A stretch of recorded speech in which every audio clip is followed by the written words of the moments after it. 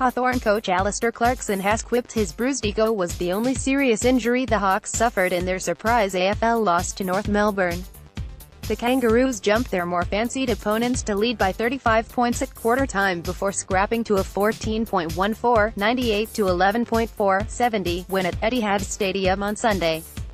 It was the latest in a series of surprise results in round 5 of the AFL season. Just a bruised ego, dented pride, all those things that happen when you're beaten, Coach Clarkson replied when asked about his side's injury status. But this is going to be a topsy-turvy season. It's going to be hard to string consistent wins together. You've just got to hang in there as best you can, because as much as we didn't see that first quarter coming this week, we're just as likely to be able to turn it around pretty quickly as well. We'll stay as positive as we can. Hawks vice-captain Liam Shields left the game with a back issue in the third quarter but is expected to be fit to play against St Kilda next week.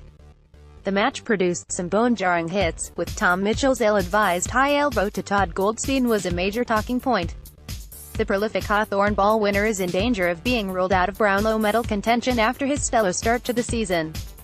Sean Higgins, who became a new father just hours before the game, was knocked out in a sickening collision with Ryan Burton, but the Kangaroo was reported to be lucid and talking after he was stretchered from the field and taken to the hospital.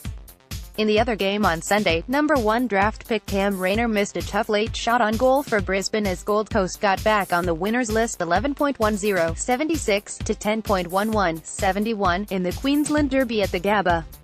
Under-strength Adelaide, missing Rory Sloane and the Crouch brothers, among others, kicked off the round with a stirring upset win over Sydney at the SCG. Crows skipper Taylor Wacker answered his critics with a superb 4-goal performance in the 12.13 85 to 10.15 75 victory. Geelong were undermanned heading into their clash against Port Adelaide and they lost spearhead Tom Hawkins to back spasms in the warm-up at Adelaide Oval.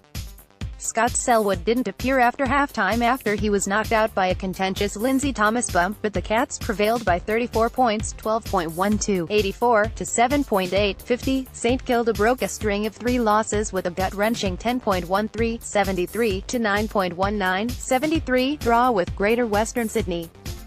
The Saints had the last opportunity to win the game, but Jake Carlisle dropped a mark under pressure from GWS co-captain Phil Davis, with opinion divided over whether it should have been a free kick inside 50. West Coast had a tougher time of it than many expected against winless Carlton, with the Eagles grinding out a 10.19 79 to 10.9 69 win at the MCG. Nat Fyfe starred with 43 possessions and a goal in a 16.12 108 to 8.6 54 romp over the Western Bulldogs at Optus Stadium.